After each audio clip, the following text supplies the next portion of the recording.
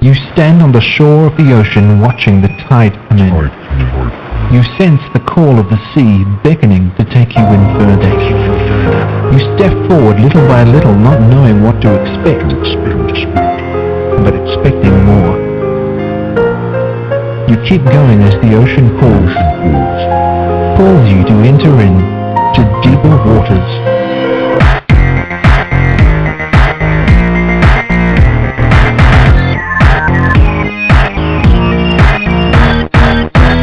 Hello everyone, I am Nick Peters and you are listening to the Deeper Waters podcast, the podcast where I seek to bring you the very best in Christian scholarship and apologetics so you can be thoroughly equipped to defend your faith. And today again is no exception. I'm talking with Dr. Donald Williams today, and I found about him through the book I picked up of his years ago called Mere Humanity. And especially how to get because it mentions Chesterton, Lewis, and Tolkien on the cover, and hey, who can go wrong with a trio like that, you know? Not even me. So who is Dr. Williams? Well, he says he's raised in a Christian home and devoted his life to Christ at an early age. Recognizing by his high school years, he had a strong drive for the integration of faith and learning. They are called the Ministry of Preaching, Teaching, and Writing. He's got a BA in English from Taylor University, an MDiv from Trinity Evangelical Divinity School, and a PhD in Medieval and Renaissance Literature from the University of Georgia. He's the author of 9 books: Person and Work of the Holy Spirit, Disciples' Prayer, Mere Humanity, which we're talking about today, which is G.K. Chesterton, C.S. Lewis, and J.R.R. Tolkien on the Human Condition, Credo, Meditations on the Nicene Creed, The Devil's Dictionary of a Christian Church, Stars Through the Clouds, the collected poetry of Donald T. Williams, Reflections from Plato's Cave, Essays in Evangelical Philosophy, Inklings of Reality, Essays towards the Christian Philosophy of Letters, second edition revised and expanded, and Gaining a Faith, the Romanticism of C.S. Lewis, no doubt a response to Till We Have Faces.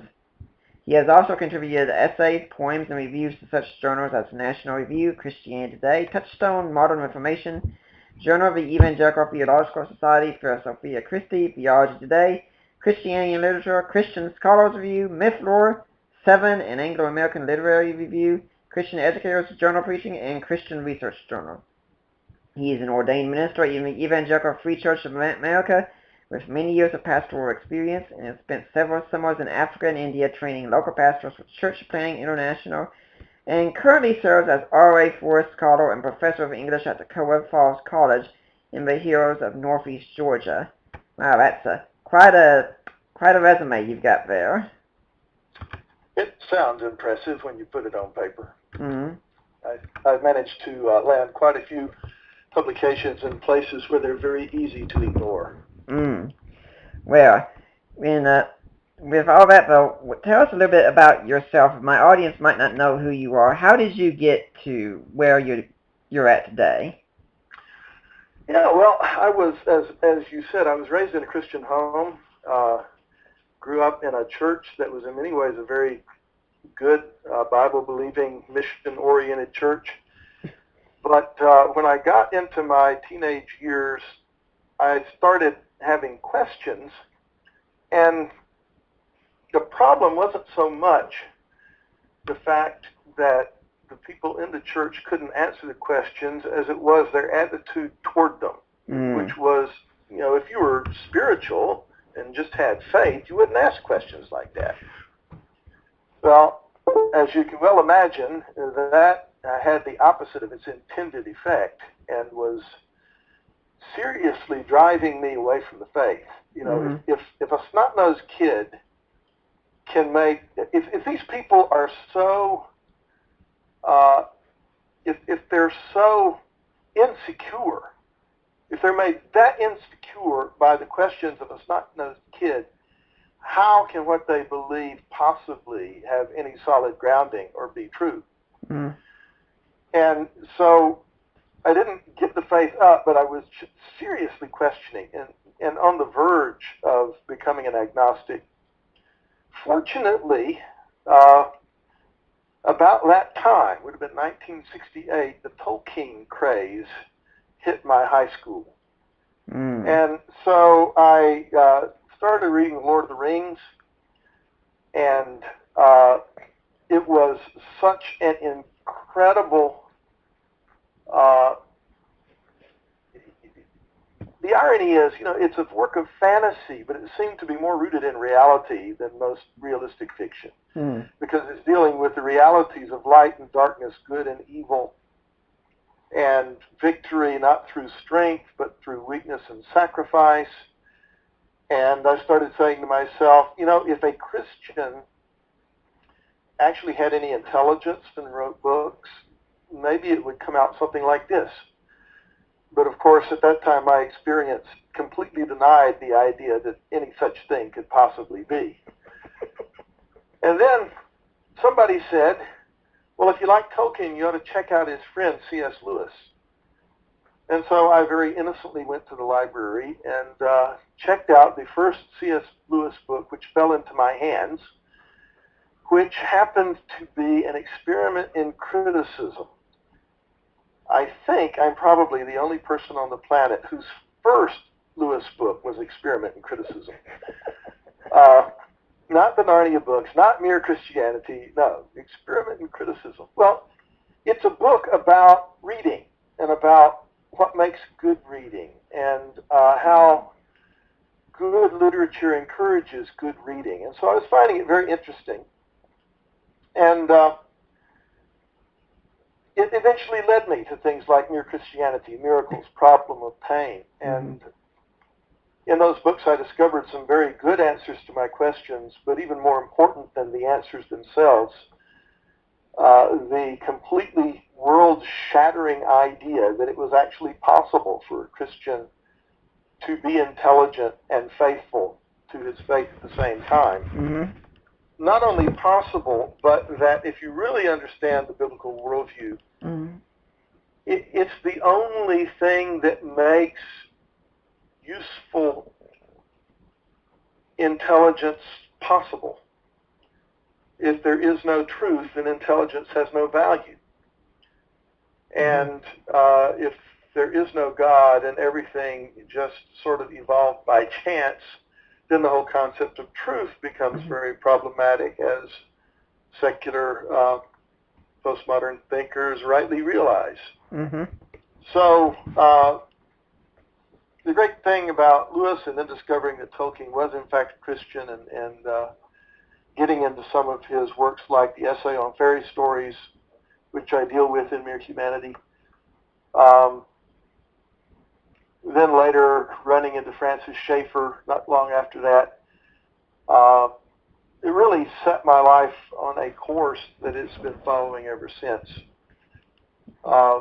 which is that unless Christian faith provides a foundation on which to build truth that really has better answers for all the questions of life, if it's not doing that, we ought to just stop pretending that it's true and abandon it.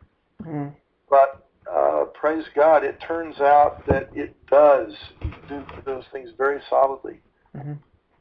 Not necessarily in the way that all fundamentalists expect, but in ways that give you very solid reasons for following Christ and finding that he is the way, the truth, and the life. I was finding it rather amusing when you were talking about Tolkien and saying, if a Christian wrote some fiction, it would probably be like this. Or what was it like when you found out Tolkien was a Christian? Oh, that was an astonishing moment. I was reading the Essay on Fairy Stories, where he's talking about his idea of subcreation. That is, the reason human beings are creative is because we're made in the image of the Creator. And he's trying to explain this, and he has this little poem in there that's part of the exposition. Although now long estranged, man is not wholly lost nor wholly changed. Disgraced he may be, yet is not dethroned, and keeps the rags of lordship once he owned. Man, sub-creator, the refracted light through whom is splintered from a single white to many hues and endlessly combined in living shapes that move from mind to mind. What though every cranny of the universe we filled with elves and goblins, though we dared to build gods in their houses out of dark and light, and sowed the seed of dragons, 'twas our right, used or misused. That right has not decayed. We make still by the law in which we are made. And I remember when I got to that line, we make still by the law in which we're made, I slammed the book shut and went out for a walk, just to try to start processing the way the whole universe had just changed shape. Because at that point, the great mystery to me was, why is it that Christians have so little interest in the life of the mind, in the imagination, in the world of art and serious music? Why is it that Christians are so threatened by intellectual questions? And what I realized from reading Tolkien is that mystery was far deeper and more puzzling than I had ever thought it was. Because not only was it possible for Christians to do those things, as Lewis had shown me by his example, but the Christian worldview actually is the only thing in the universe that provides a basis for anybody doing them. Mm-hmm.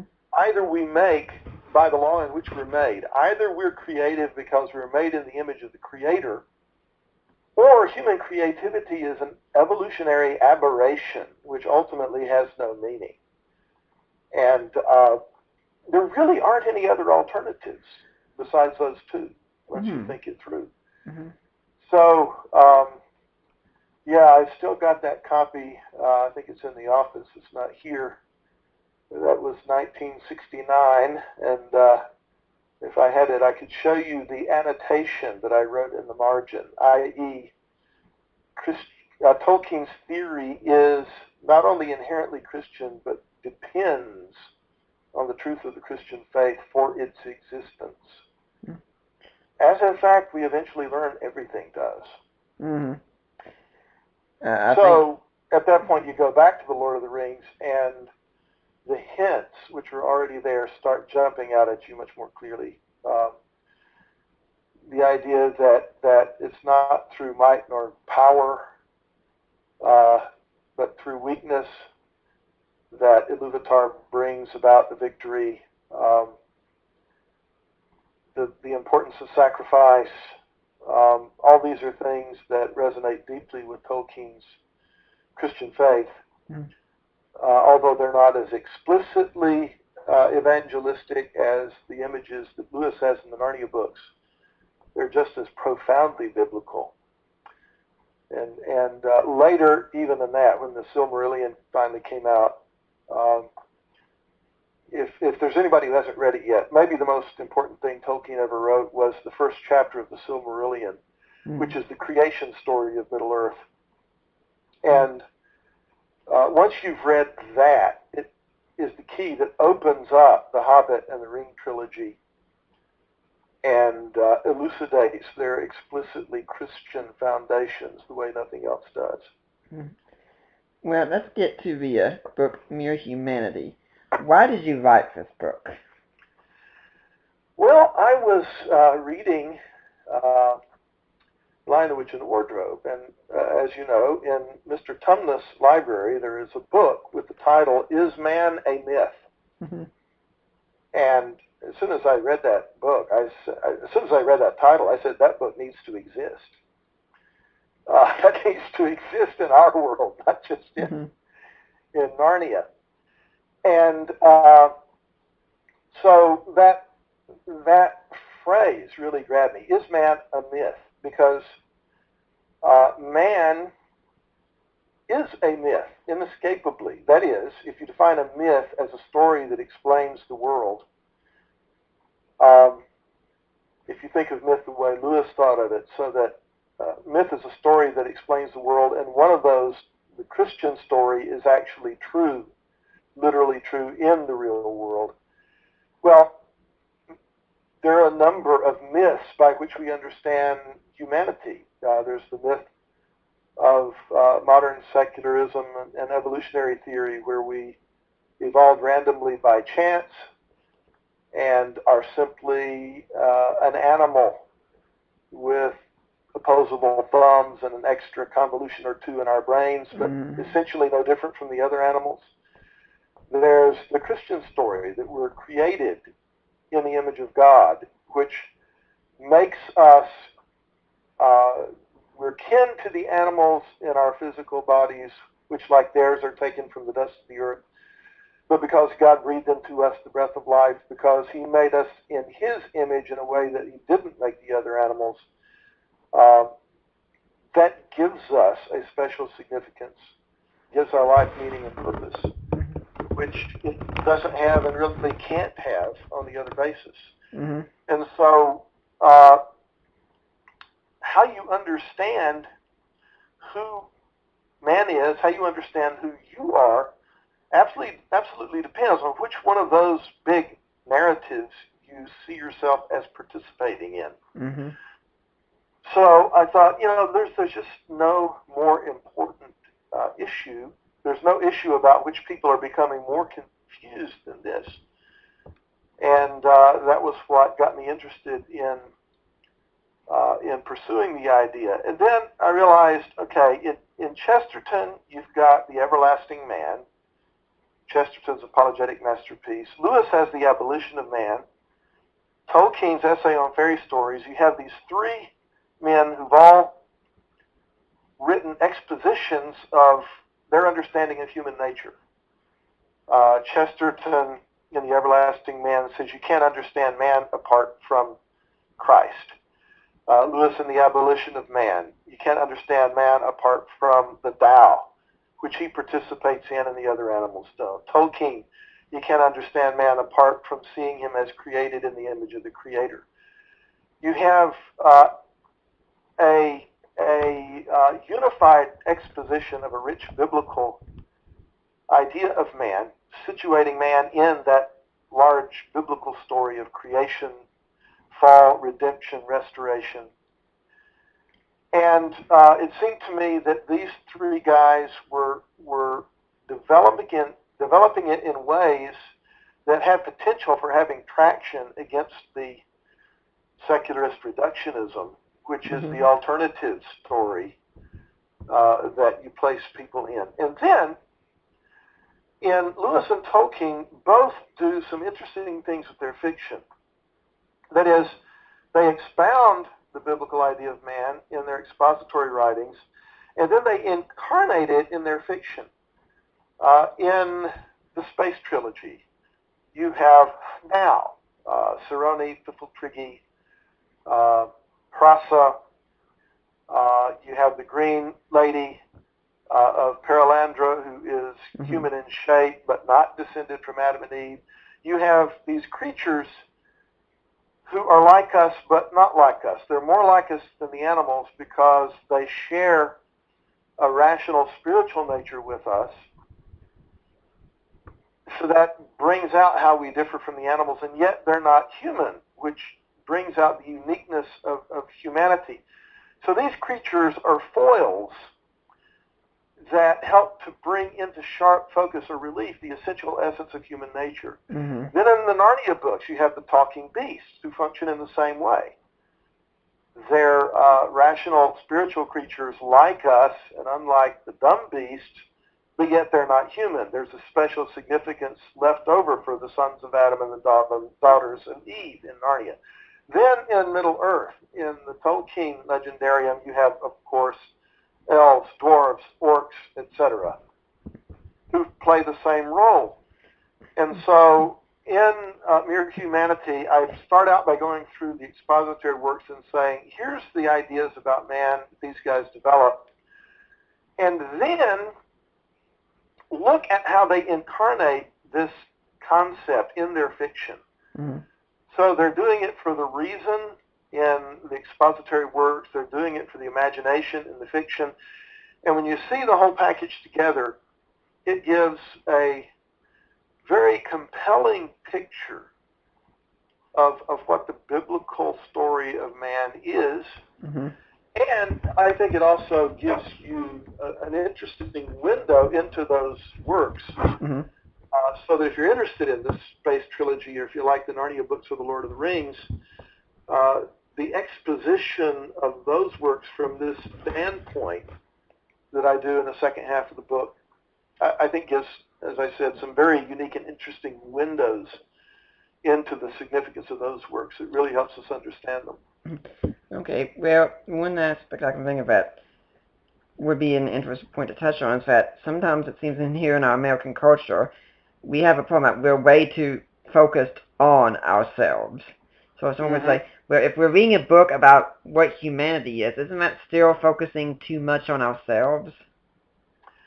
It could be, but I don't think it has to be, because, and in the case of these three authors, I don't think it will be, because one of the aspects of humanity that they cover is the fact that the human race is a family, it's a community. Mm-hmm. In other words, if you truly understand what it is to be fully human, you can't think of yourself as an individualist monad like Right. Ayn Rand does, for example. Mm-hmm. That just ends up looking very thin and anemic compared to the idea of the corporate side, the communal side of what it is to be human. To be human is to be part of a family with a history and an ancestry. And so insofar as our self-absorption, I think, is fueled by a false concept of individualism, I think that in this case, looking at humanity would be an antidote rather than a support for that mistake. And I think I've heard it said before, the 6 great duties of man are knowing and loving yourself, knowing and loving your neighbor, and knowing and loving God. Yes, and it's not only important to recognize all 6 of them, but to get them in the right order. Yeah. And why is it... Go on. Oh, go ahead. Why is it that you think writers like Chesterton, Lewis, and Tolkien have stood the test of time so well? They're good. I mean, simple answer. As one who has tried to write myself, I am painfully aware of the fact that I'm barely worthy to sharpen those guys' pencils. Why are they good? Well, I mean, it's a difficult question. Nobody can really understand human genius and where it comes from. But they had some advantages in terms of the fact that they lived in an age that had the potential, I think, for a richer development of the intellect and the imagination and the integration of those things in some ways, at least than ours does. We have information at our fingertips that they couldn't have imagined. But information isn't the same thing as understanding or knowledge. Right. And, I've noticed in my own students, the most intelligent aren't necessarily the ones who profit the most. They may get the best scores, but the ones who have to work a little bit harder for it, yet have enough gifts to do so well, they usually go deeper and build higher than the others. Well, these guys were absolutely brilliant, but they lived in an age where you had to work for knowledge, and they sunk it in very deeply. I really tried to reproduce the kind of education that they had. Lewis could read fluently, classical Greek, Latin, Anglo-Saxon, French, German, Italian. Tolkien added to that Old Norse, Sanskrit. I mean, his linguistic abilities, Finnish, his linguistic abilities were incredible. And So I really tried. I studied Greek, Hebrew, Latin, and I couldn't do it. Partly because I started too late, partly because I just didn't have the capacity. I still read Latin competently. I read New Testament Greek pretty fluently. But when I tried to push Anglo-Saxon in one side of my head, Hebrew fell out the other side. I just wasn't able to keep all of those languages functional at the same time. So Lewis and Tolkien had a foundation in language, and you never really understand the English language until you've been forced to deal with something else. This shows up, of course, supremely in Tolkien, whose creation of Middle-earth is a purely linguistic phenomenon. What Tolkien wanted to create was what in his mind was the ultimate act of creation, which was a language. He wanted to create his own language. And he discovered that in order to do this and have it really satisfy him as having the feel of a real language, he had to have a people to speak it. That people had to have a world to live in, and they had to have a history, and they had to have other peoples with other languages that they related to in order for Elvish, which is where it all started, to really have the feel of a true language. And so Middle-earth came into existence as the necessary framework to uphold the existence of the Elvish language. And that's why Middle-earth is the most consistently and deeply created imaginary world that's ever been, because its creation parallels the actual creation of this world, which was done with language. God said, "Let there be light," and there was light. I mean, God used language to bring things into existence, and then he said, "That's good." God says, "Let there be light." Oh, there's light. Never been any before. All of a sudden it's flashing out there, and God said, "That's good. I like this stuff. This is good stuff. I'm going to make some more of that." So language is how God brings the world into existence. Language is how he gives it value, because he said it was good. Language is how he orders it and structures it, because he uses his verbal fiat to divide night from day, etc. Language is the most creative thing about us, and the thing that most shows that we are indeed made in the image of God.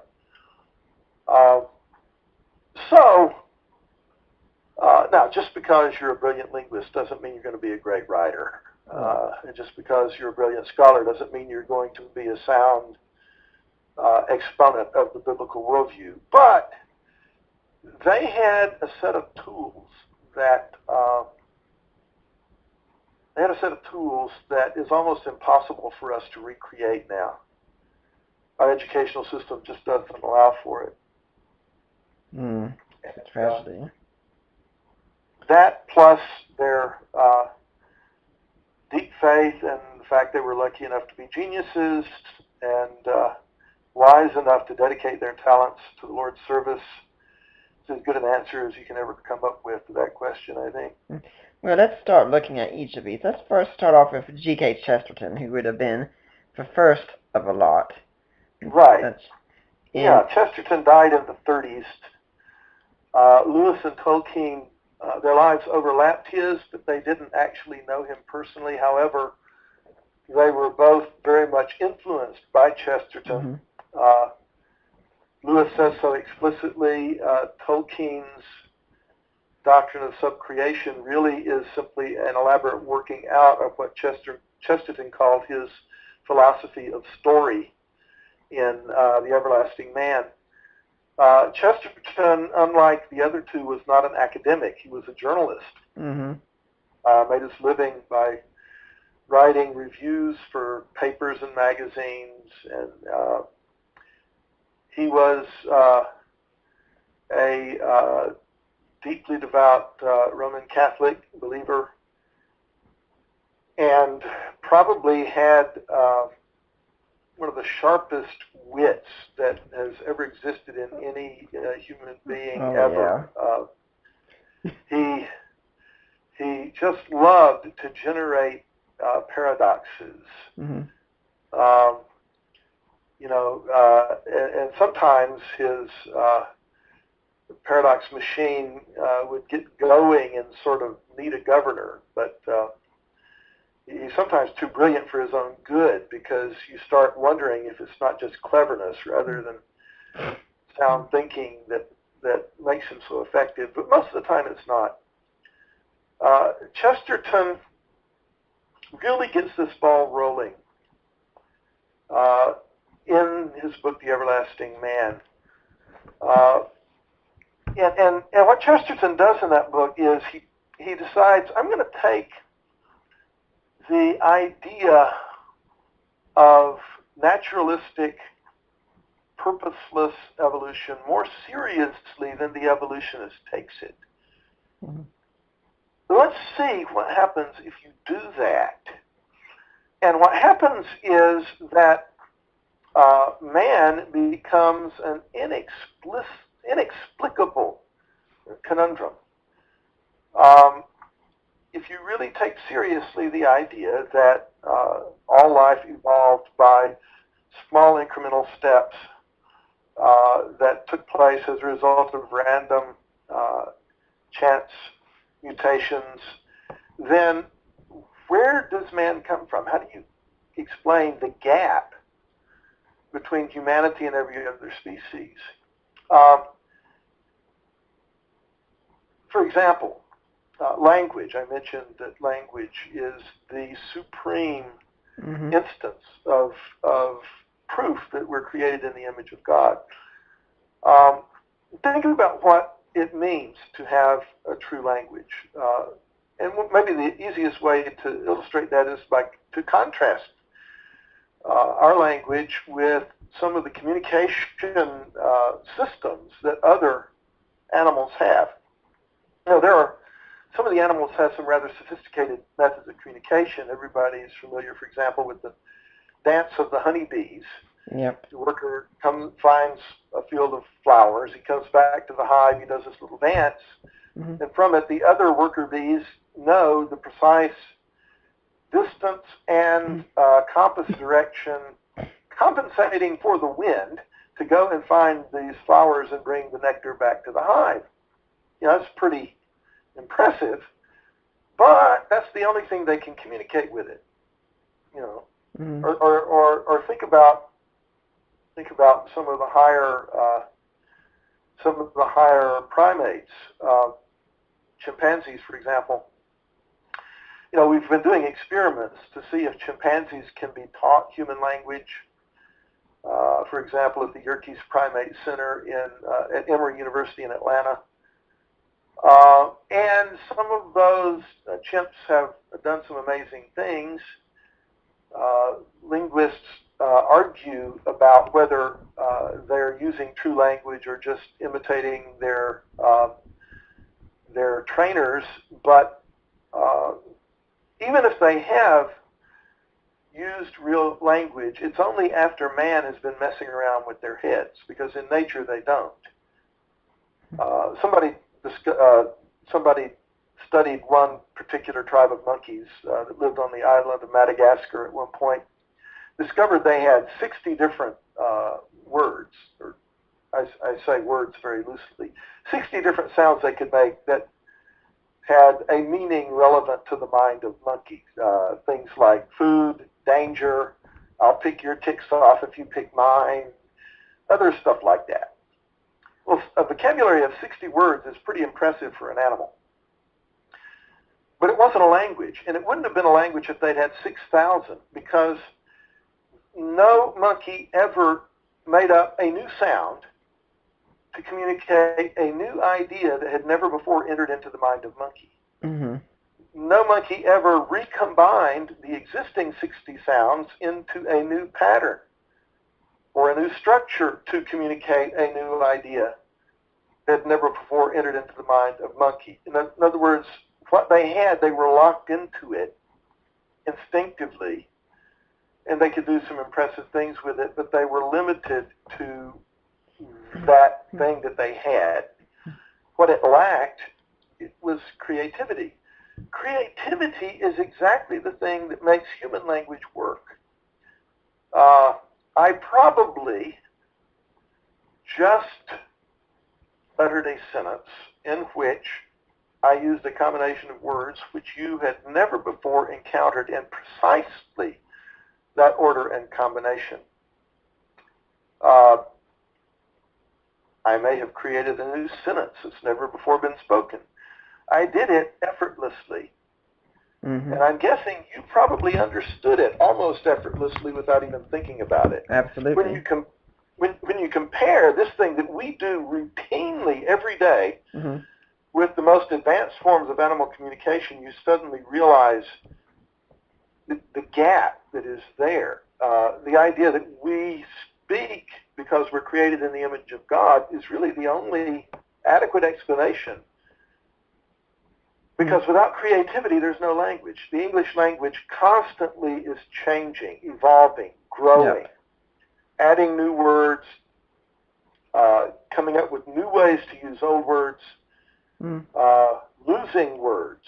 It's a dynamic, fluid, constantly changing and growing thing, living thing, and it is so precisely because of the creative input of all of its speakers. Mm-hmm. Which we just do effortlessly. Mm-hmm. And no animal in the wild, if we haven't been messing around with its head, comes anywhere close to that. This is not a micro-evolutionary step which a few more mutations could have given us. It's a giant leap. It's somebody trying to do a long jump across the Grand Canyon. The idea that evolution could have produced us, once you actually study the nature of language, is pretty much ludicrous. And you see the same thing Chesterton develops this on many different levels. Art, we make analogies between what we do and what animals do. We use those analogies. That is, people thinking out of the evolutionary paradigm, out of the evolutionary myth, look at those analogies and say, you see, we're just like they are. We're just a little bit more advanced. Oh, really? Well, monkeys can use tools. Chimpanzees will arrange boxes into a pile they can climb to reach a banana suspended from the ceiling. Chimpanzees will break off a sharp stick to dig termites out of a termite nest to eat. What the chimpanzee will not do is arrange those boxes or those sticks into a symmetrical pattern and sit back just to contemplate the aesthetic beauty of what he has done. Mm-hmm. Chesterton concludes, art is the signature of man. Mm-hmm. The cave paintings didn't evolve from anything animals were doing. They are another rocket launch across the Grand Canyon. And so evolutionists look at us as one step beyond the bonobo, for example, because they're letting the evolutionary myth dictate how they read the evidence. When you look at us without that set of glasses, you suddenly think, wow, whatever evolution might have done in the process of creation, and in this book I don't even go into that. I just say Christians have different views, everything from theistic evolution to young earth creationism. Whatever evolution did, it can't be the whole story. Mm-hmm. And that's the conclusion that Chesterton comes to by looking at man trying to take evolution more seriously than the evolutionist. And so he concludes,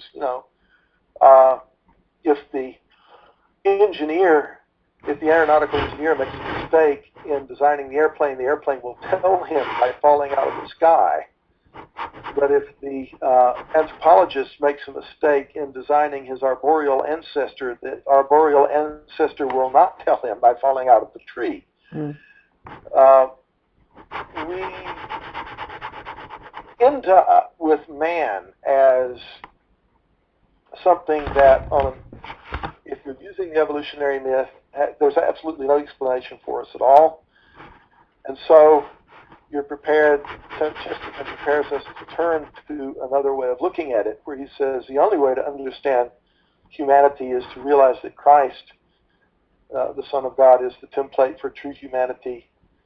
And so you understand us as fallen from that and redeemed toward that, and as unique indeed because we were created in the image of the Creator.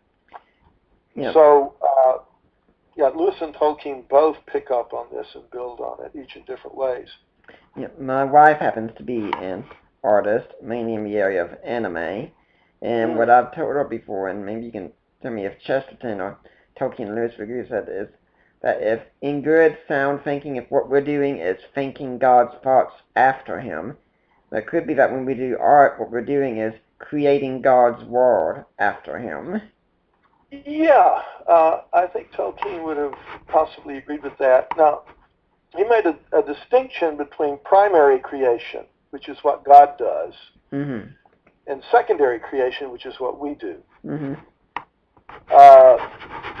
Lewis agrees and has the same idea. Lewis says, you're not going to come up with a new primary color. Yep.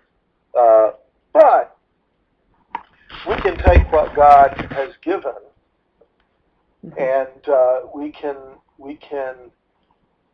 do things with it that aren't given in the material itself. Mm-hmm. And that's something that no other species can do. Mm-hmm. Tolkien has a really interesting way of dealing with that in the Silmarillion, where the Valar, which are the angelic beings who are the overseers of Middle-earth, the Valar know the future history of Middle-earth because they were present in the beginning when there was the great music in the heavens, which, in fact, they contributed to. But they can't predict what the children of Iluvatar are going to do, because man is not given in... Man comes from the dust of the earth, but he's not given in the dust of the earth. There's something about us that transcends that. Mm-hmm. And art and language are both illustrations of that fact. So we're I think what Lewis and Tolkien would say is that God is letting us participate in the creation of the world. He is letting us have a part in the unfolding of his creation, and a part in bringing it to places that if God had just created the space-time continuum and matter and the laws of physics and left it on its own, helping to bring it to a place it could never have come to based on those materials alone. There's a great line there that Chesterton has from one of his friends.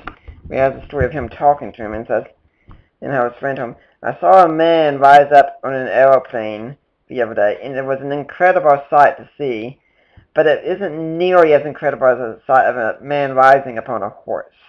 Exactly, yeah.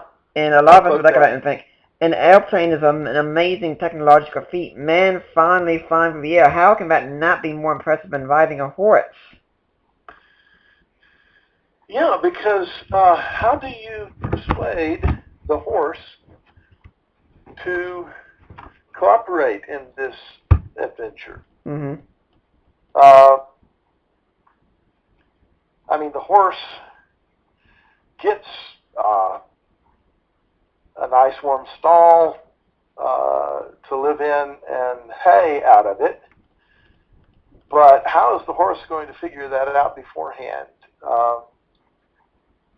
Is there are other species that have symbiotic relationships, but I can't think of other species that tame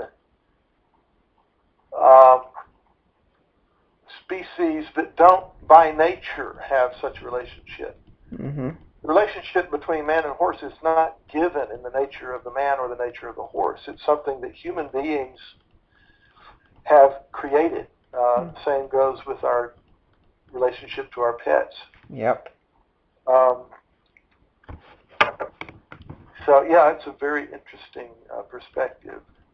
Mm-hmm.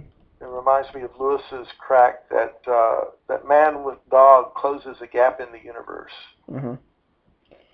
And when we get back to Chesterton with what he was saying about art as well, what we can also say about interest about our art is that it really doesn't enhance our survivor abilities at all. We can say it enhances our living, but you don't have to have art to survive. That's right. It doesn't have utilitarian value, and that's what makes it uniquely human. We're the only species I can think of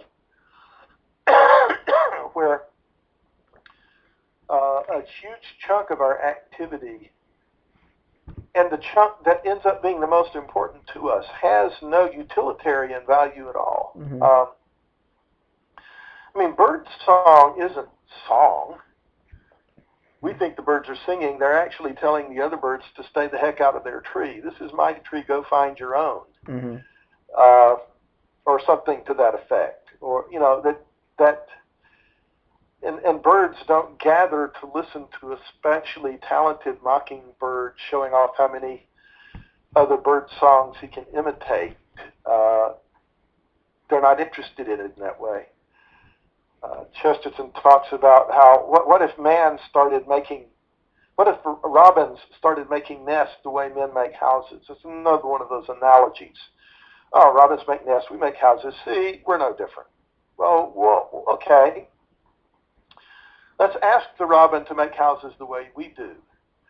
So every robin nest has exactly the same design. Mm-hmm. You don't find, the Cape Cod robin's nest. You don't find the timber half-tutored robin nest, the ranch robin's nest, the neo-colonial robin's nest. Mm-hmm. It's unvarying instinctual repetition of the same pattern, whereas men make houses that differ in ways that simply can't be reduced to there being more efficient places to escape the elements. Mm-hmm. Yeah, we're the only non-utilitarian species on the planet. Where did that come from? It's also been said that the early church, before Thomas Constantine, they did not copy the peoples around them with occultic behavior and beliefs and such, except for in one area, and that was in art. And that was what I've told my own wife is, the reason they copied in art is they were reclaiming God's creation and taking it back from the pagans. Yeah, that may be generally true. I wonder, because you see some of the early 2nd century apologists copying Greek philosophy at certain points in doing apologetics. Not just copying it blindly, but certainly taking over certain elements of it. But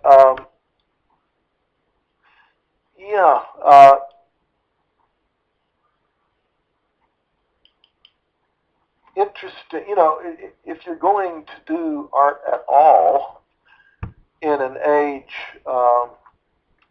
where the Greek statue is the standard of perfection, and if you're not going to become totally symbolic or abstract, what else are you going to do except copy what these guys have done? They're the ones who really show the way. If we're talking about art, but we should also about now some people have this concept. It's so cliched, but it's really incredibly anti-Christian, where we talk about art and we say, where beauty is in the eye of a beholder. Well, that's what most modern people assume. And certainly beauty is in the eye of the beholder, but it's a problem if you say it's only there, if it's just purely subjective. Mm-hmm.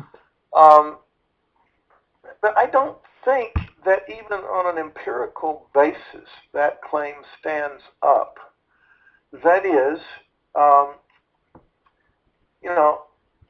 many people are you going to find who are going to say that the Rocky Mountains are ugly? Mm-hmm. You will find some wackos who are just trying to be avant-garde who will say that dog poop is beautiful or something like that. But if you look at normal human beings who aren't just trying to get attention, I think you'll find a lot more unity on the idea of what is beautiful than a lot of people expect. Mm. And there's great variations in taste, but where does beauty come from? And beauty takes us to the classical trilogy of beauty, goodness, and truth. Mm-hmm. Now, as a Christian, I look back over history and I see modern people trying really, really hard to relate those things to each other and not succeeding very well. Mm-hmm. But I look at it this way, that truth is the reflection of God's mind. Goodness is the reflection of His character. And beauty is the reflection of His glory as they are revealed in creation. Mm-hmm. Truth is the reflection of God's mind, goodness of His character, and beauty of His glory as they're reflected to us in His creation. Mm-hmm. From a Christian standpoint, I think that makes sense, and shows us, is Keats right when he says, "Beauty is truth, truth beauty. That is all you know on earth and all you need to know." But it's pretty easy to blow that up. Is the Holocaust beautiful?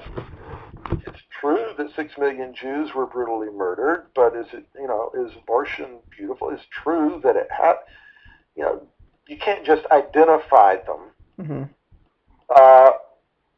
But to understand truth, you have to see, not only do you have the facts right, but are you seeing them from God's perspective? Mm-hmm. So a mere fact isn't yet a truth. It's just a fact. A truth is that fact seen as God sees it. And if there is a God who created the world and called it good and gave it not only its existence and its form, but its value by calling it good, then I think it's really a betrayal of the Christian doctrine of creation to reduce beauty to a purely subjective response. And I was just considering when we were talking about this, about contrasting with the Animars, and how you said we create art and beauty for purposes that are not just functional, that an Animar could have something beautiful to it, but that's usually to attract a mate and such. But we will create beauty just for the sake of creating beauty, just for something to look at. Exactly. Yeah, that's exactly right. Mm-hmm. And then when you talk about how this goes with time we spend most, I figure you're talking about our leisure time there, that when we're in that, we'll appreciate something just because it's got beauty to it. And we're talking about things being subjective or objective. I've asked people before who want to tell me beauty is in the eye of a beholder. I'll say, okay, which one do you think is more beautiful? A Mozart symphony or someone being able to belch the alphabet. And if they say, well, there are some people who could think the latter is more beautiful, and I say, all I can say at that point is, I pity them. Yeah. And I wonder if they really do. I think sometimes people have another agenda in what they say other than just purely trying to tell the truth. That is, you want to be seen as avant-garde, you want to be seen as out there, you want to be seen as cutting edge, you want to be seen as transgressive, which is one of the big buzzwords that contemporary artists use. You know, like somehow art is only worthwhile if it challenges bourgeois middle-class assumptions and values. You know, they want to be seen as cool by the people they're trying to impress, and I think sometimes they give answers for that reason more so than because it's what they really truly believe in their hearts. And when we are talking about Christ also as the template for what a man's supposed to be, he was an artist, but his artwork was mainly done with words, namely parables, where he created stories. Is that what Chesterton is getting at? Well, Jesus was if you just completely forget any belief in his deity or any religious connections, just look at him purely as a literary figure, Jesus is the greatest writer of parables in the history of the world. Mm-hmm. There are only a handful in the entire history of literature of parables that are worth putting up next to his. And he was coming up with them day after day off the top of his head. Usually they're the answer to a question. You know, somebody says, "Who is my neighbor?" And Jesus says, "Well, let me tell you a story. There was this guy going to Jericho." You know? And if that was his chosen form, by purely literary standards, he's the greatest writer of parables who ever lived. And it's kind of interesting that would be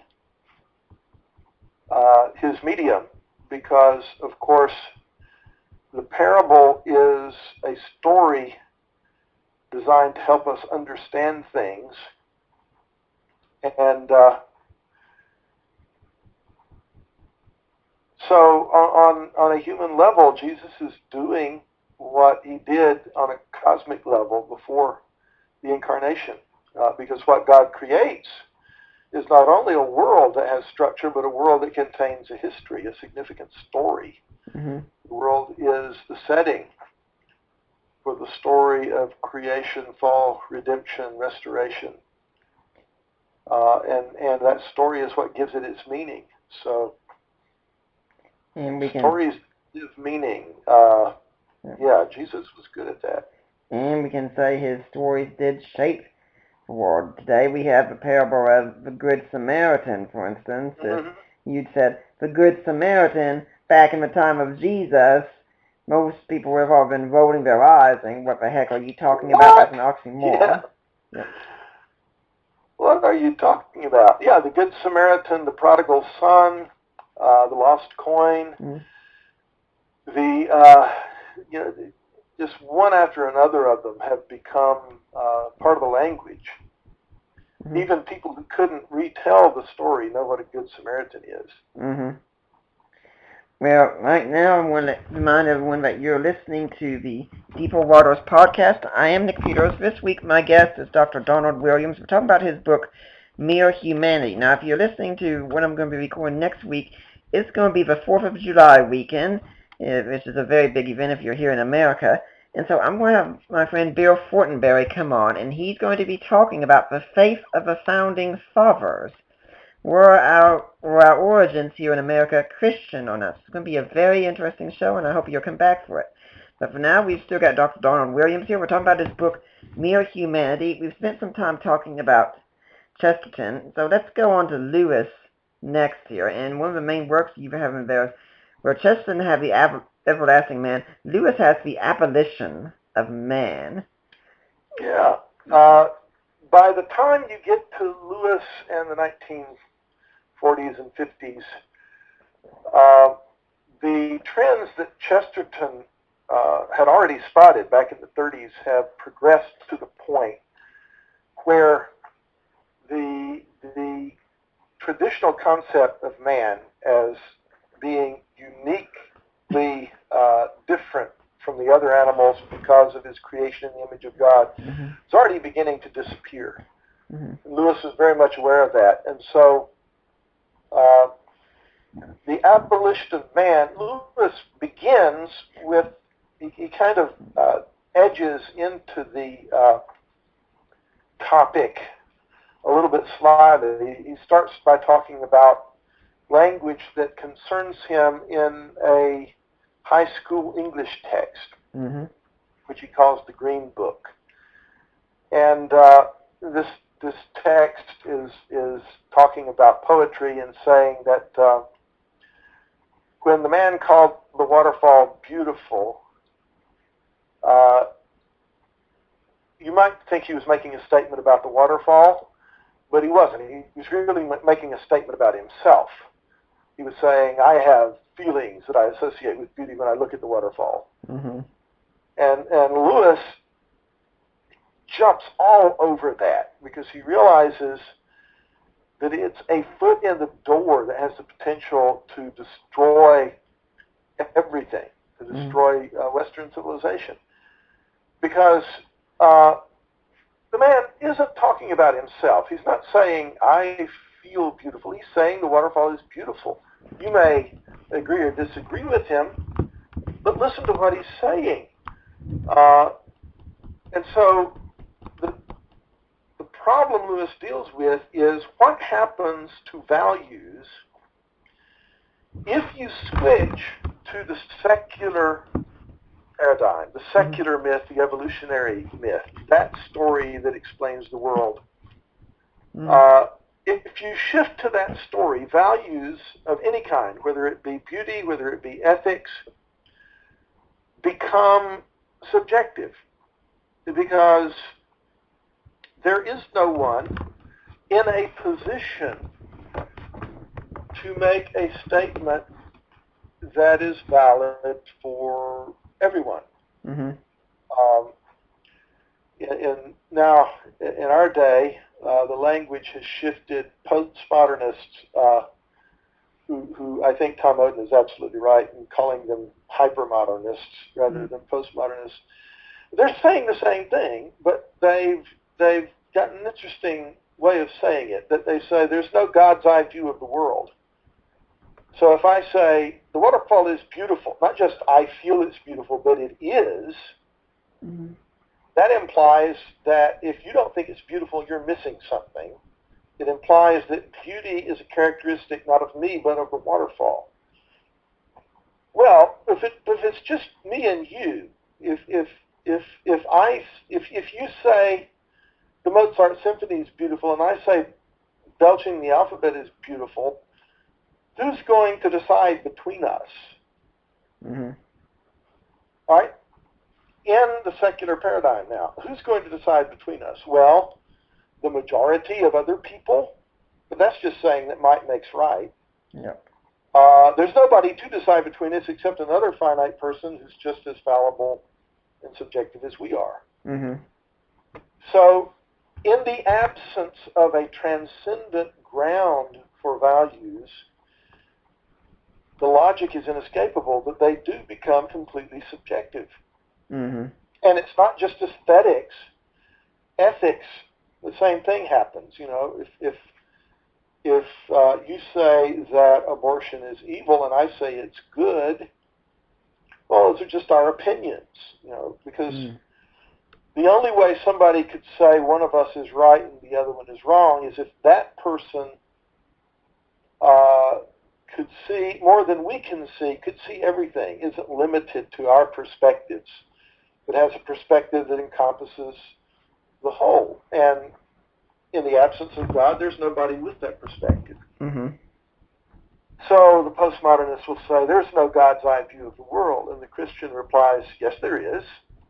God has one.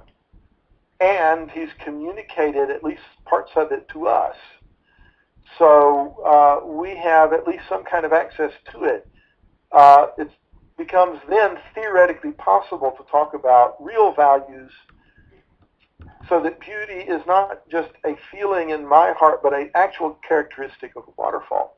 Mm-hmm. So that goodness is not just the way I feel about acts of mercy, but an actual characteristic of those acts. So that evil isn't just an expression of my feelings that I don't like murder, but it's an actual characteristic of murder, that it deserves our disapproval. So Lewis is basically saying, if you give up objective values, you also give up your humanity, because the thing that Lewis focuses on that makes man unique and different from the other animals is the fact that we participate in the Tao. The Tao, which is Lewis's word stolen from Chinese philosophy, for that overarching universal set of absolute values that is just as much objectively a part of the world as its physical characteristics are. So if I truly say that the waterfall is beautiful, that's no difference from saying that water is H2O. They're both equally objectively true. What I'm saying is the waterfall deserves appreciation. Whether you're capable of giving it or not, whether you're inclined to give it or not, we're not talking about you. We're talking about the waterfall. It deserves contemplation just for its inherent correspondence with the value of beauty that is bigger than me or the waterfall. Now, this is not to say that people don't make subjective judgments. This is not to say that people aren't subjective. Of course, we are all very much influenced by any number of factors that cause us sometimes to have opinions that don't correspond with objective reality, whether it be if I think water is H3O, or whether it be I think belching the alphabet is more beautiful than the Mozart symphony. It's not a statement about, to say that objective value exists is not to say that any of us perfectly perceives it. It's just to say it's there as a goal for us to try to bring our minds and our imaginations and our hearts into a place where they correspond with what's actually there. So if the Mozart symphony has features such as its symmetry, such as its structure, such as its deft use of the assumptions of Western common practice music theory, such as the contours of its melodies. Mozart was one of the greatest melodists who's ever lived. Then it has those features, whether you like them or not. And if those things are excellent, then they deserve our respect. And if you don't appreciate them, you're missing out. On the other hand, belching the alphabet, while it may represent a certain level of skill, which might have taken some effort to acquire, it's not something, although it might be interesting the first time you hear it, it's not really something that's going to wear well. It's not something you're going to want to come back to. And that's not just a statement about us. It's a statement about the belching and the relative value of that with the other thing. So Lewis gives a defense of objective value on the way to giving a defense of humanity, of man as being something that can't be explained by the secular paradigm in which objective value makes no sense. Therefore, a defense of hanging on to the concept of humanity is something that participates in the Tao, something that cannot be reduced simply to chemistry and physics. That's one of the key concepts in the whole book is the concept of reductionism. And the biblical view of man, as developed by all three of these men, is profoundly anti-reductionistic. Reductionism is a way of looking at the world which oversimplifies everything by picking one aspect of reality and reducing everything to that one thing. For example, for a Marxist, everything is economics. For a Freudian, everything is sex. For a feminist, or a certain kind of feminist, everything is about gender in literature. For a certain kind of naturalistic scientists, everything is ultimately just chemistry or math or physics. But the biblical idea of man is that when you've understood the chemistry and the physics and the hormones and everything else, and know everything there is to know about them, there's still something left that you haven't grasped. And that, of course, is man's spiritual nature, which is shown for Chesterton by the fact that our signature is art, shown for Lewis by our participation in the Tao. The fact that we really cannot live as if there are no objective values.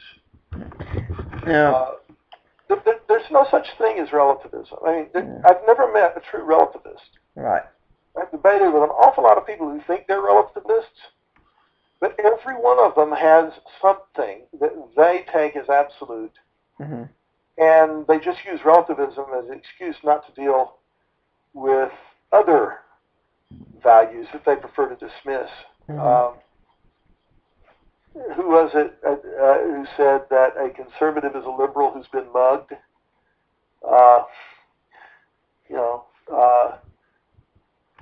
You'll remember that for about 6 months after 9/11, relativism pretty much disappeared from American life. Then it started sneaking back in again. But blowing up buildings full of innocent women and children, people just saw that's just wrong. It's not just that we don't happen to like it. No, it's more than that. And nobody can live without having something that's more than that. Well, if that's an inescapable feature of human nature, maybe that tells us something about the way the world is. Maybe that tells us that there is more than that. Reductionism is not, by its very nature, capable of being an adequate explanation of who we are as human beings. Now, Lewis referred to his opening chapter as men without chest. And he's not really talking about people like myself who don't work out and have that great build and such. What does he really think is going to happen that leads us to developing a society of men without chest? Well, yeah, Lewis wasn't talking about people who don't pump iron. But he's using language symbolically. The head would stand for the reason, and the stomach or the guts for the emotions or the passions. And for Lewis, the chest is this region that mediates, I suppose we might call it the heart. I think he used chest rather than heart because he didn't want to get sidetracked into people reading romantic associations. But a lot of us would call it the heart. The chest is that thing that mediates between the reason and the emotions and contains what Lewis calls sentiments, which is trained emotional responses. That is, emotional responses that aren't just happening with the emotions acting all by themselves without guidance. But emotional responses that have been guided and trained by the reason to flow in certain productive and wholesome directions, so that when you're confronted with the Mozart versus the belching, and you don't pick the belching because you just happen to be in a weird mood at that moment that makes you think it's interesting, but you've trained yourself to look for that which is truly excellent, and so you're not dependent on the immediate responses of your animal nature. You don't pursue every woman who speaks to your hormones. You channel your sexual energy into a faithful marriage. And you can't do that simply by rationally telling yourself that you ought to. You have to do it, if you're going to do it successfully, you do it by creating tracks for your emotions to run in that the reason has participated in. Reason and discipline and obedience to authority have participated in helping to create. I'm not going to naturally direct all my sexual energy toward my spouse unless I train myself to do so, and I'm not going to train myself to do so if I don't believe that it matters. So, when you understand man in the secular myth or by virtue of the evolutionary myth, you're thinking of man simply as an animal or as a machine. The transcendent reasons for creating those mediating functions simply aren't as compelling. We tell people that we valorize science, which is telling them they can use their mind if they use it the right way. We valorize emotion. Our popular myths have advice like, Luke, trust your feelings. Mm-hmm. And what is this thing that's missing is the heart that has been trained to choose what is better. Without the aid of that mediating thing that Lewis calls the chest, the mind will be helpless before the passions. So, that's the idea behind that. Now, Lewis also saw that there were some moral principles that did transcend all cultures, that we call natural law, right? Mm-hmm. One of the most useful parts of the Abolition of Man is the appendix, in which he charts across many different peoples in many different cultures at many different times their basic moral principles, and finds an amazing amount of agreement, giving empirical evidence to support the idea that that my personal morality is a variation on a theme which is not just purely personal and subjective, but there is an actual moral order that's objectively out there that impinges on our consciousness, and which men are in rebellion against, but which they also feel the need to follow. Because if we were creating this kind of morality, we would all create something that's simple and easy for us to follow. And once again, Christ is the template here. Yeah, we would, in fact, most of us would create two sets of rules. One set for us to follow and one set for everybody else to follow in relating to us. Because if we let everybody else get away with the stuff we want to get away with, we'd be in deep trouble very quickly. Mm-hmm. We're coming about the hour and 20-minute mark of our show here, so I want to remind everyone that what we do here at Deeper Waters and on the podcast, it's supported by listeners like you who faithfully like to listen to the show and hear what we have to say, and who also read the blog and appreciate it, and I really appreciate you taking the time to do so. And I'd like to just encourage you to go to deeperwaters.wordpress.com, which is the blog where we come from, and make a donation to us. In fact, consider becoming a monthly donor. And when you make that donation, it goes to the ministry of Michael Licona at risenjesus.com. You just say, hey, I want this donation to go to Nick Peters. I want it to go to Deeper Waters. And they will make sure that every single penny goes to us. And I'd like to remind you also that we have an Amazon store up on our blog site as well. And if you buy a book through that, and I'll make sure Mere Humanity is on there, some of the proceeds of every purchase will go to us.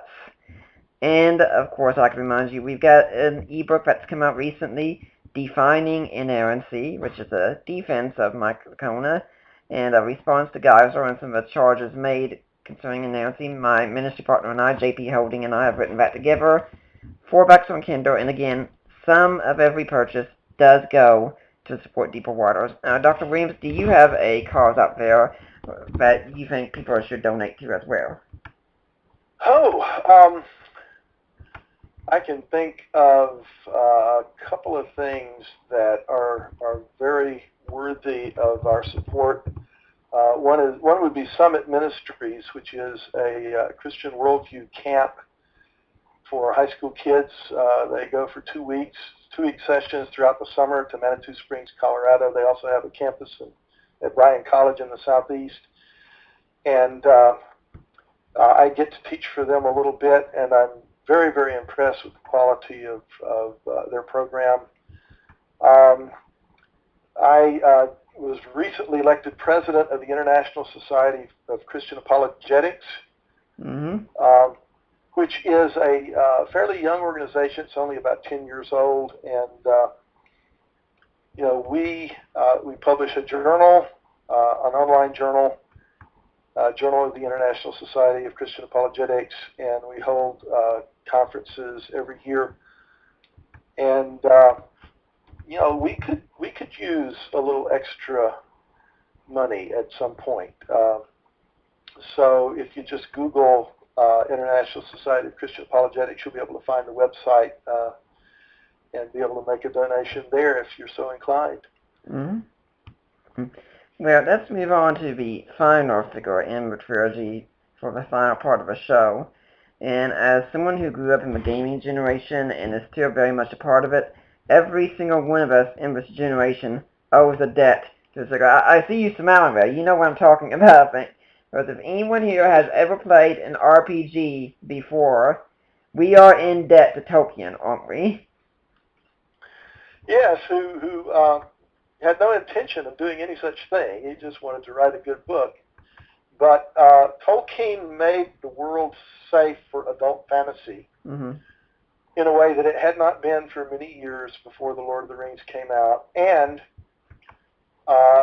it inspired lots of other kinds of creativity too. Not only a lot of, not only the whole genre of adult fantasy, which would not have existed without The Lord of the Rings, but people translating that into new media, such as the online game world. Not something I've ever gotten very much involved in, but a lot of my students do.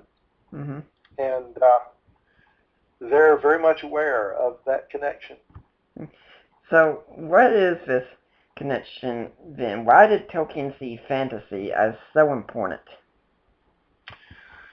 Well, Tolkien starts with the idea of subcreation. As I was explaining earlier, we make still by the law in which we're made. Man is creative because he's created in the image of the Creator. And Tolkien not only explains that idea in the essay on fairy stories, but he took it very, very seriously. And the outcome was the world of The Lord of the Rings. The Hobbit and the Ring trilogy are the most well-known fictional works that came out of that world. But it's a complete world with its own history, its own geography, its own languages and peoples that involves, they published, I think, 10 volumes of fragments and unfinished tales and notes that Tolkien never finished for publication in his lifetime. Now, the thing about Middle-earth is that it's created soundly, okay? It's not going to fall apart on you. I think we can best understand that by maybe comparing it to other works of science fiction and fantasy. You have on Tatooine, which is a desert planet. The whole planet is desert. And yet you've got these huge, apparently plant-eating mammals walking around. I don't think they're quite capable of running. It's like, how do they exist in this world? What do they eat? How do you grow so big eating food of this kind? It's not there. Mm-hmm. I love Star Trek, but how many Star Trek episodes are there where you go to a planet that's lifeless, mm-hmm. and yet it has a breathable atmosphere? What trees are producing? Where's the oxygen coming from with no forests? Mm-hmm. What's absorbing the carbon dioxide? It's just, no, you can't have a breathable atmosphere on a lifeless planet. Ecologically, scientifically, reality doesn't agree with that. Or the episodes. So there's this thing which doesn't ring true, even in terms of the premises of that world. Okay. Mm-hmm. Now, if you're going to do Star Trek, you have to accept the premise that warp speed is possible. You have to accept the premise that replicator and transporter technology are actually possible.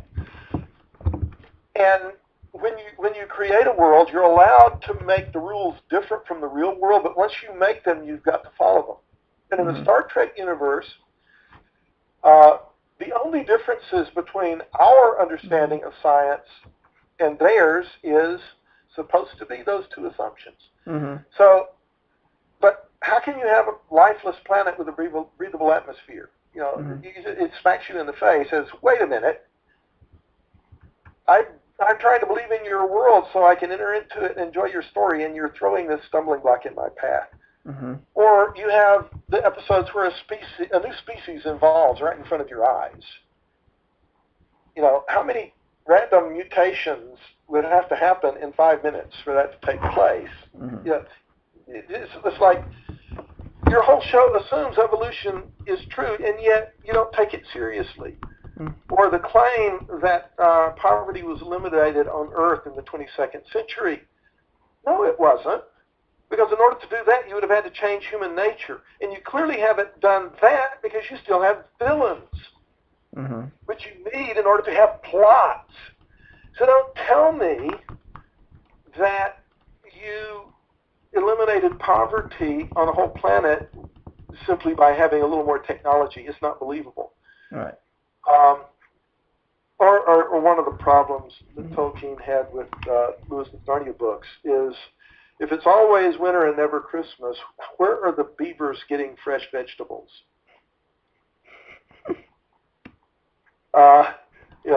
Which I love the Narnia books, and it's not fair to compare anything to Tolkien on this level. I'm just using that as an illustration that in Middle-earth, there's nothing like that. There is nothing in the geography, the ecology, the weather, the timelines, the history, the linguistics of Middle-earth that doesn't ring true in terms of the premises of the world itself. Mm-hmm.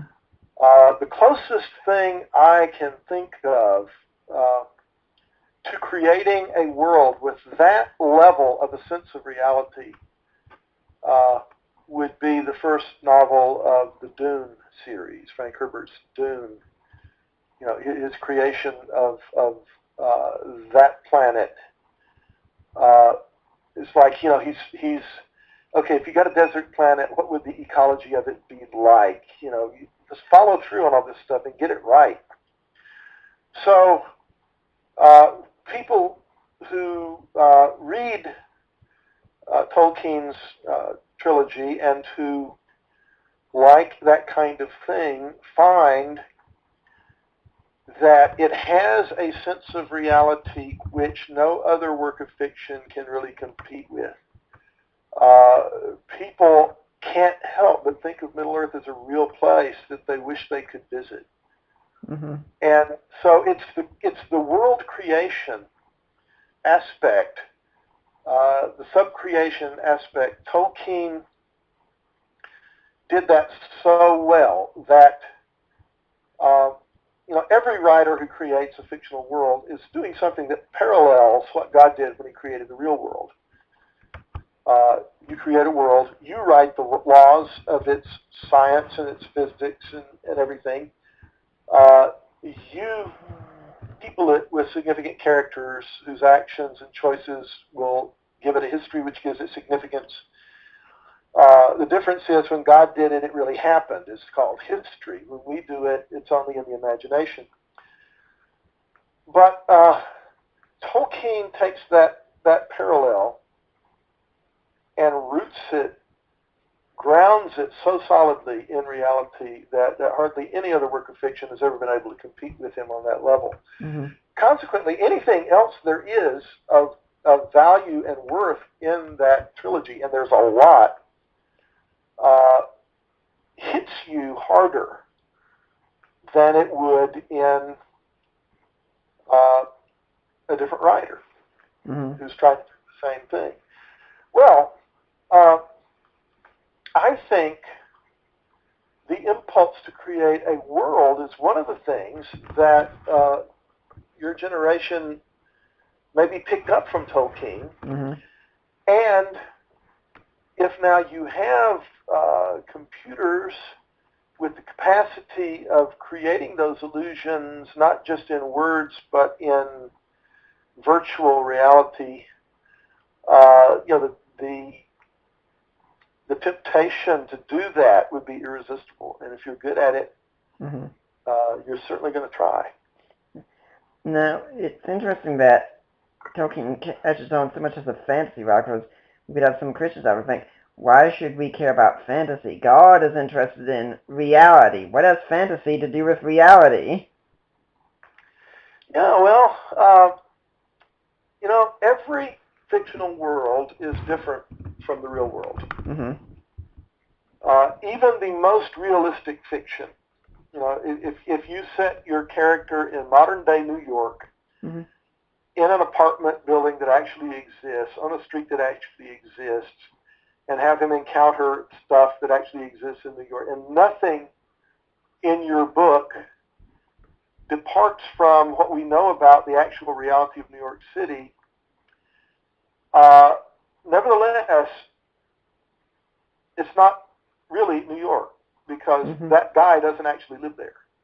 Mm-hmm. The characters you created to put in that, they've already altered your world from actual reality. You mm-hmm. can't do fiction without changing reality. So, who gets to set the rules about how much we can change it mm-hmm. and it still be okay? Right. Now, Tolkien's answer would be, ultimately, God sets those rules, and he does it by simply creating the world himself. In other words, if you're going to create a world, you need to make it consistent with itself. You need not to take shortcuts. You need to fully incarnate it. And so, if you don't, if you have things that don't belong in it, that are there anyway just because you thought they were cool and stuck them in, to that extent, it's not going to be good fiction. So in fantasy, we make a world that is significantly different from the everyday world that we will find if we step outside our doors.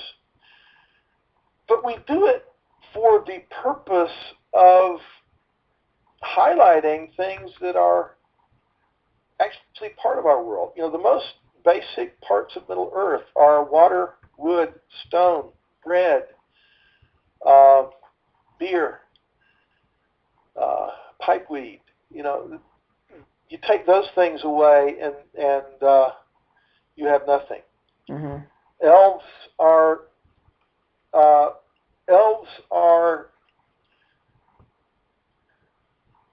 like men but different from men.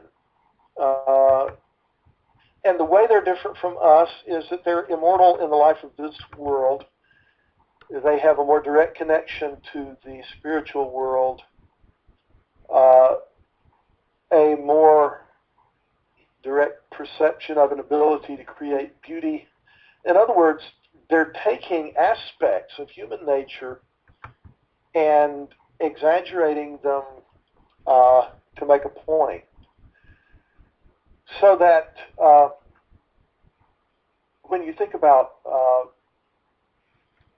the way the world flows past the elf so quickly because he's been in it so long, and then you realize, oh my goodness, my life is doing that as I get older. It took me as long to get from 0 to 20. It took me longer to get from 0 to 20 than it's taken me to get from 20 to 63. It's just strange the way that works.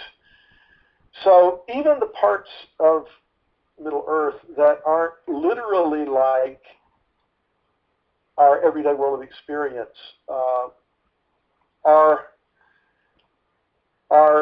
highlightings of things that are, in order to bring into our attention, bring into focus for us things that are really there that we might not have seen otherwise.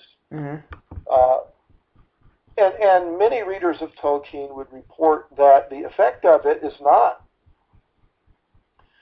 the effect of that enchanted world is not to disenchant, but to re-enchant the actual world we live in. Mm-hmm. Water, wood, and hill are things that the real things become more real to us because we've seen them in that other setting. Mm-hmm. So there are changes you can make to the real world that can be done for a purpose, and fantasy gives you another set of strategies for doing that. Now, some also in the Christian camp might say, well, we should avoid a lot of these fantasies though because they have magic, and we know the Bible condemns magic. Mm-hmm. Yeah. Yeah, and I think maybe there are stories in which that criticism has validity. It's interesting that in the Middle Earth saga, every time the word magic comes up, the elves are like, "Oh, you want to see some magic? I'm not even sure what you mean by that." It's like none of the good guys anyway is using demonic power to manipulate the world.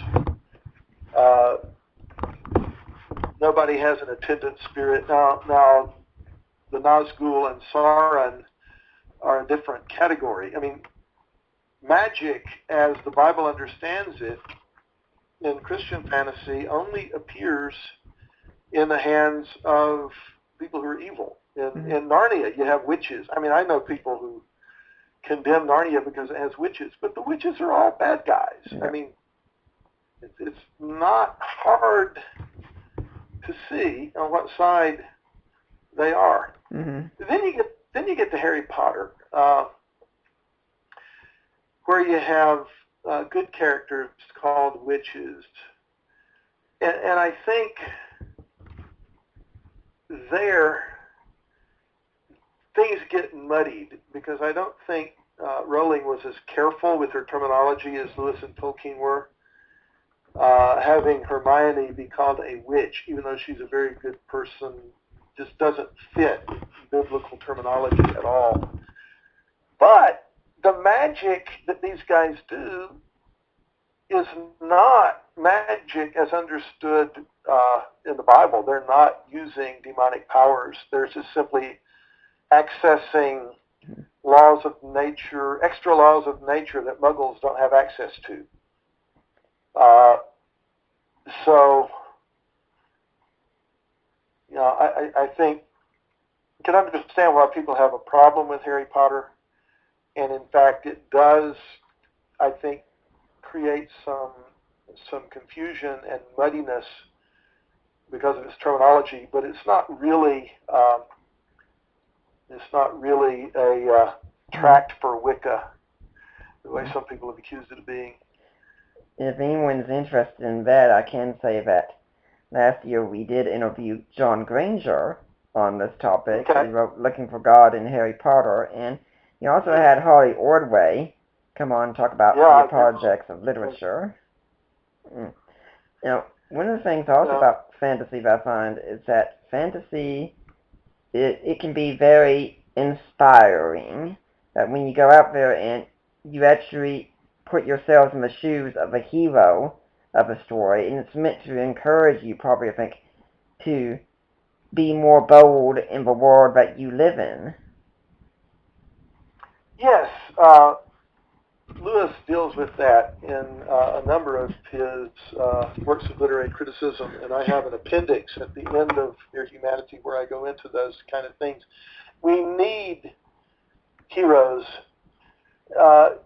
If you're going to be called upon to do great things, then you need to be able to imagine them.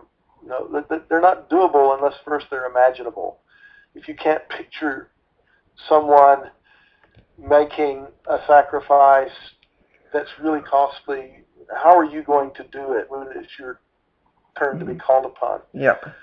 So when Pippin casts aside the brooch to just on the chance that he'll leave a clue for Aragorn, and Aragorn gives it back to him and pitches Pippin, it says it was a wrench to let it go, and Aragorn says, "You did right. He who cannot cast away a treasure at need is in fetters." You need to live through that in your imagination so that at some point in your life, and you have no idea when it will be, but at some point when life calls upon you to do something like that, you don't hesitate. You've already been there. Mm-hmm. You've already taken on the identity of the person who can do that kind of thing. Mm-hmm. So great fiction, and particularly great Christian fiction like Lewis and Tolkien wrote, not only shows us biblical truth, but gives us the opportunity to practice living it, practice living it in ways that are a little bit more directed and intentional than life sometimes. Life comes at you, it seems pretty random. Yeah. But if you go through the Narnia books and you go through the Lord of the Rings and you pay attention to the characters and what they do and why they do it, you're really preparing yourself for life in a very significant way. And that, by the way, is why the Jackson movies of the Lord of the Rings are so horribly inadequate. Mm-hmm.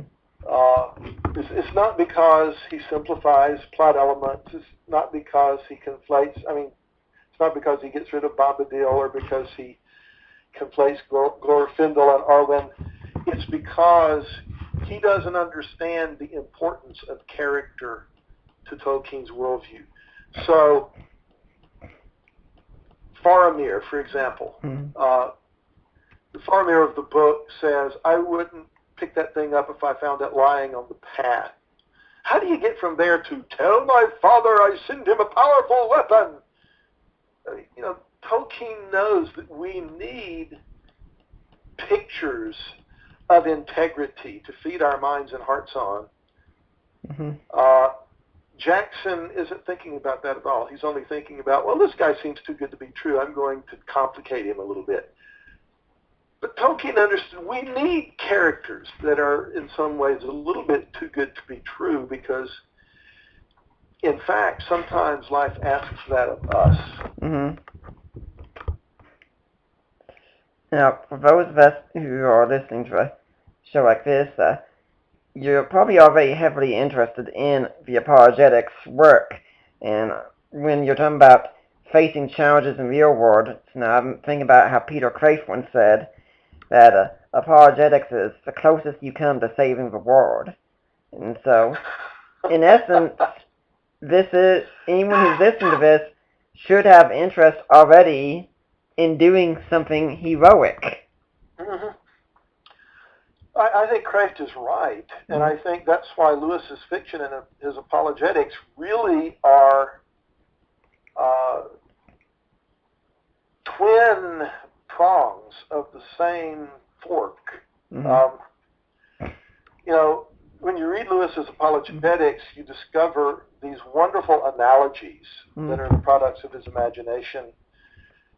When you read Lewis's fiction, you find these little set pieces of rational apologetics, like Puddleglum's refutation of the reductionism of the Green Witch. They're all of a piece. And so even if it doesn't make philosophical arguments, I think good Christian fiction that reflects reality the way The Lord of the Rings does is a form of apologetics. And when you make your arguments, they're going to have a lot more resonance if people have been exposed to works of the imagination that, in Lewis's language, get past the watchful dragons. Mm-hmm. Lewis's own conversion, he says his imagination was baptized by MacDonald before his mind was convinced by Chesterton and by Tolkien on Addison's Walk. Mm-hmm. So I think we need a much more holistic approach to apologetics. Absolutely, we need rational arguments, but they need to come at people in a context where they make imaginative sense. Most people aren't going to convert simply because you give them a brilliantly constructed syllogism, because they'll find a way to dismiss it, even if they have to commit fallacies to do so, unless their heart is already also being prepared to see the truth it points to as a real solution to the problems of their life. Mm-hmm. So, rational argument, fiction, and living all need to be part of our apologetic. Part of the Crave quote also serves to remind us that in this field we are in fact engaged in a battle, and even Paul uses the imagery of battle. I've told people before, I've heard it from someone else, that we were really dressing appropriately for church. We come in wearing combat gear because we realize we're getting secret orders from above as to how we're going to infiltrate our mission of takeover of a war that's hostile to us. But most of us don't even see us as a battle. We just see it, well, I'm just going to go out and I'm going to be a good person and I'm serving Christ. No, you're taking on the enemy directly. Yes, and if you do so effectively, he will notice and counterattack. Mm-hmm. Satan is foolish, but he's not stupid. Right. Yeah, and I wish we could get some of our warriors to act like they're on the same side a little bit. You mentioned Michael Kona and Norm Geisler. I don't know Mike personally. I appreciate his work. Norm is a friend of mine, and I wish the two of them would be able to conduct that conversation with a little bit different tone. The tone on both sides at times concerns me. But that's possibly a topic for another day. Could it be then that fantasy could in fact also serve, in fact I'm thinking about this to remind us that sometimes in our world things are going too smoothly for us. Fantasy can serve to remind us that there's real evil out there, and to counter this real evil you need real good. Yeah, we live very protected lives, and we have up to now in the United States. You discover very quickly if you do any work overseas, like I've done, that our experience is not the norm, and it may not be the norm for us much longer. You know, the tolerance for the biblical worldview is rapidly evaporating, and you look at the Hobby Lobby case. You look at a number of other examples where protection for religious freedom is now an open discussion, which 20 years ago there would have been no discussion. It's changing very rapidly, so we may be emerging from our cocoon into something more like the world that our brothers in Christ experience overseas. But fantasy, I think you're right. It's a good point. Fantasy serves to remind us of reality. And that's one of the realities that it certainly doesn't let you forget.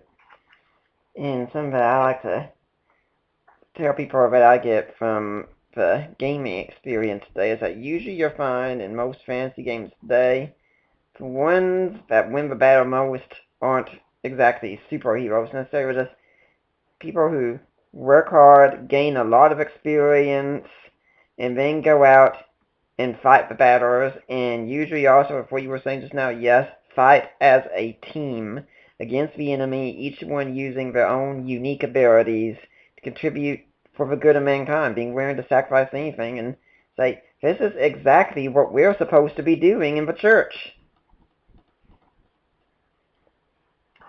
Yeah, boy, you know, if the church were capable of learning from anyone, it would be a big help. Yeah. It just seems like most people in the church. So your program for reform is to make all of our church elders and deacons play RPGs. You know, if that's what it would take, I'd do it. My program of reform ultimately is hoping the church will eventually wake up and realize we're in a battle, and unlike a game, if I'm playing a game, I can hit the reset button if things go badly here. There's no reset button in this one. We play now, and yep. You don't get extra lives, so no. You better spend the one you've got wisely.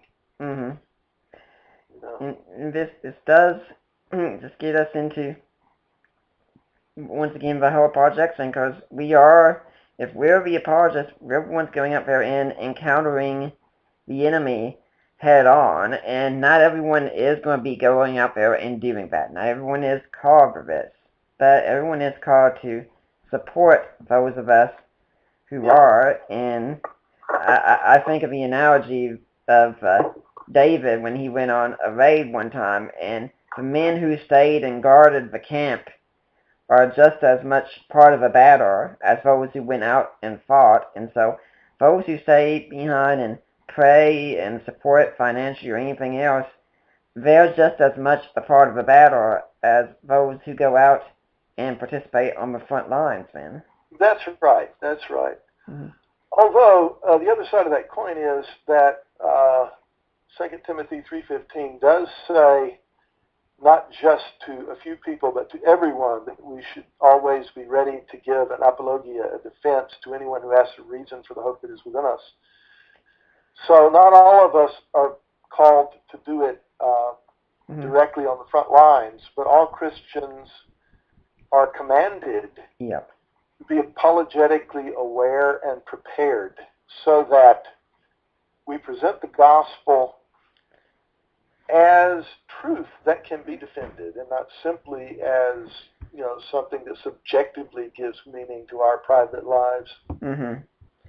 And unfortunately, too many Christians probably just do see this instead of.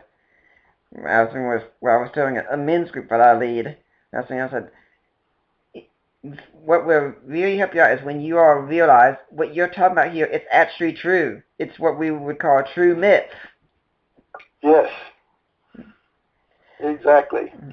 Well, we've got about 5 minutes left in the show here, so we got to start wrapping things up, unfortunately, because it's been a fascinating conversation, though. It's my pleasure. If someone wants to find out more about you and your work, do you have a blog or website, anything they can go to? I have a website which is www.doulomen, that's DOULOMEN.tripod.com. Mm-hmm. DOULOMEN.tripod.com. And my blog is at Lantern Hollow Press. If you just put in www.lanternhollowpress.com into your search engine, you'll be able to find it. Mm-hmm. And also, I've got Amazon right here. Like everyone know, Mere Humanity can be available bought for you. $9.99 Kindle, $13.35 paperback. And you go to the Deeper Waters blog and click on the Amazon store and books on the podcast. You'll find Mere Humanity there. Some of every portion of a purchase will go to support Deeper Waters. So hey, you get a great book to read, and you get support of ministry at the same time. So you can't really lose with that one. I like it. It's one of my favorite books. You know. Yeah. I agree with every word in it, which is not something I can say about a lot of books. Yeah, but you're biased. No, not at all. I'm completely objective. I mean, the whole purpose of this book is to argue against subjectivity. I wouldn't be biased, no. It's my story, and I'm sticking to it. All right, we've got a little over 3 minutes left, so what's the final message you'd like to leave today for the Deeper Waters audience? I would say that Christianity is truth, and that we should take that seriously and think seriously about what it means to believe in a faith that is true. It means that it's not just something that warms my heart, something that's reality whether I like it or not. It means that our neighbors who don't know Christ are spiritually at-risk people, and they are ill-equipped to find meaning, purpose, and joy in this life, much less the next, because they're not in touch with reality. They're living in a way that cuts across the grain of the universe, and that does damage to people. So if we have the truth, we need to treat it as the truth, and that means that we take seriously the commandment in when Peter tells us to always be ready to give a reason for the defense that is within us. It means that we're not afraid to ask the hard questions. It means that when we don't immediately find answers to them, we have enough faith simply to believe that those answers are forthcoming, and there are people who can provide them. You're not alone. A lot of Christians who have a hunger for intellectual integrity feel very much alone, because nothing in the church or the support groups they're part of is there to support that. But you're not alone. You have people like Lewis and Tolkien and you have people like Nick and myself who are out there. And so do some networking, do some studying. Christianity is a truth that will repay a lifetime of study, and yet it will never run dry. Augustine had a wonderful description. He said that the Scriptures is a river in which a child may safely wade and an elephant may drown. I like that. The Bible is a river in which a child may safely wade, but an elephant may drown. And so there are tremendous riches of truth in the Word. Find teachers who can help bring it alive for you and live it and learn to proclaim it in ways that are personally integrated into your own life. Because once you've had the joy of serving the Lord in that way, you realize there's really nothing else worth doing. Well, Dr. Williams, I'd like to thank you for being my guest. I hope we'll see you back here again sometime. I would love to. It's been a great pleasure. I'd like to remind everyone that next week we're going to have Bill Fortenberry on it. We're going to be talking about the faith of the Founding Fathers. For now, I'm Nick Peters, signing off.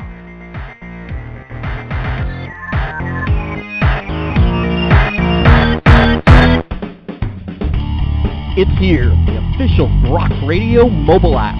Listen to your favorite Rock Radio programs on your iPhone, iPad, iPod, Kindle Fire, Android smartphones, and tablets.